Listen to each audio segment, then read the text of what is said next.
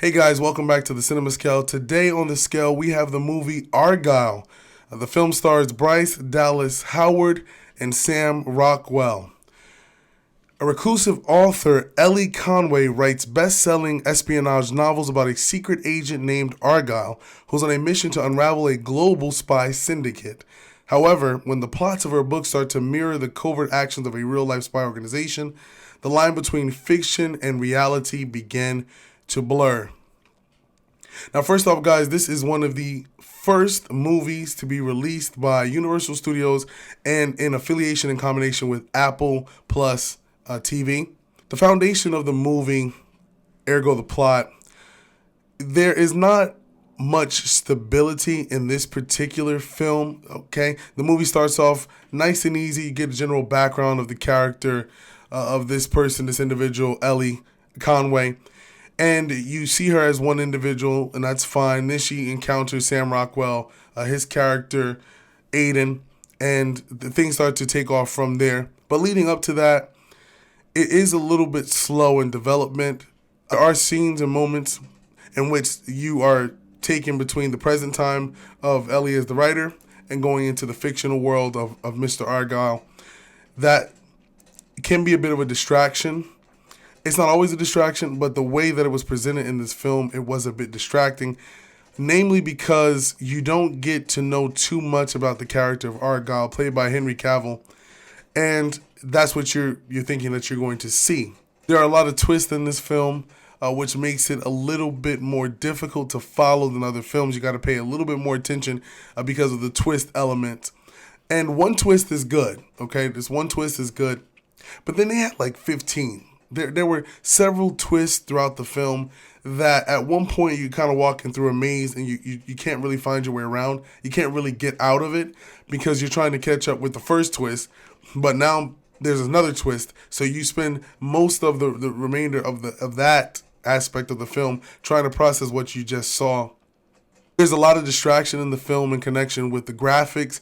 CGI was just very, very, very poor, very Play-Doh-y.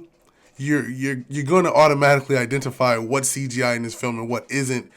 Some of the scenes are just totally unrealistic.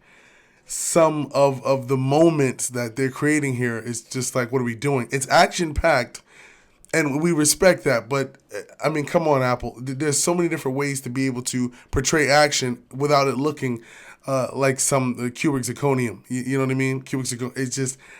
That's just one of the things that makes this movie, it just starts to water it down as you're watching it. You kind of get tired in your eyesight from seeing just all of this over-embellishing CGI. You have in this film quite an all-star cast. There are some quick cameos in here. For example, Dua Lipa, she's in there, and honestly, not really sure as to what the necessity of her character was in the film, other than they needed someone to play the role that she obviously got. One of the things that really makes or pulls this movie together, so to speak, is Bryce Dallas Howard. She really takes on the role and makes this movie possible. What she does is, she has this character. She's playing three different characters at a time in some cases, and that's not easy to pull off.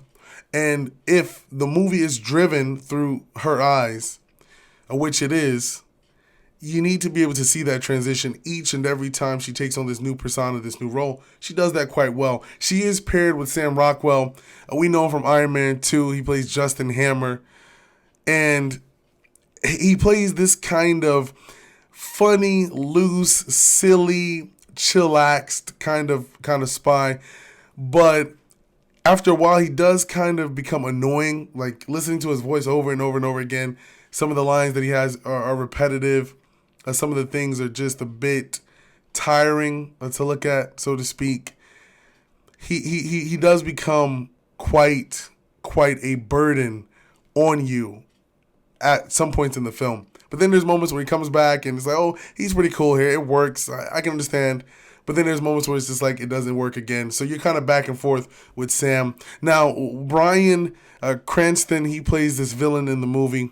He is the leader of the villains in this film. I will say his performance was very, very... it was very gruesome. He plays a very, very realistic villain. He has a nice motive. He gives that there's clarity there in connection with him as this villain. You're not left in the dark. You're able to understand where he's coming from, what he wants, and then he's seasoned, and you can always appreciate that. Now I will say that his sidekick, as it were, Catherine O'Hara, we know her as the mother from Home Alone. I will say I was thoroughly impressed with her performance because I've never seen her in such a role of just negativity and hatred and just aggression and so much, frustration. So to see her in this film in that type of role, that really gave you something fun to kind of play with, to kind of enjoy during the movie, and it was good. That was a good aspect. Like, they casted her perfectly to be in this film, and I'm glad that they did because she brought it home. She really took the cake. Now, obviously, Samuel L. Jackson is in this movie, and he's Samuel L. Jackson. Very small role in the film. Ariana DeBose, she played a very, very minor role in the film. It was so minor you would call her role in the film a cameo. So that strong cast, coupled together, that was really your midsection of the film that really made it enjoyable to watch. It made it really fun to watch. The cast, plot wise, no, you're just kind of spinning in circles. Too many twists. You're kind of confused. Anytime you have to do research after a film, whatever. There is a post or mid-post credit scene, and some people are a bit confused as to how the movie ends in connection with the post-credit scene. It's very simple, right? This movie takes place in book number 5. So without me spoiling it for you guys, this book portrays book number 5 in this story or this world that's going to be created. And then we're going to see as to what that post-credit scene does for the next movie, which is going to focus on book number 1. So I know that was something that was on people's minds. They were a little bit confused, and just little different things throughout the film that kind of made it just a little bit tiring to watch. There are moments where you're kind of bored in the film. You're dragging. It's dragging. You don't really feel emotionally connected to anyone. I mean, this is a great cast here, great ensemble, but there's not much feeling after you leave the theater. It was like, okay, what did I just look at? You know what I mean?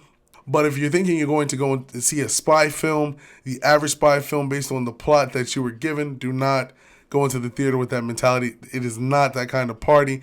There are moments in the film where you get a glimpse of Henry Cavill and John Cena as Argylle and Wyatt, but it doesn't really add to the film. It's just a lot of humor surrounding their appearances. I mean, I know that Henry Cavill, he's one of those people that just, his presence alone just gives an audience what they need. But in this film, he could have been used a lot more to be able to drive that character of Argylle. Other than that, you're really just looking at a basic action-adventure film with a strong cast.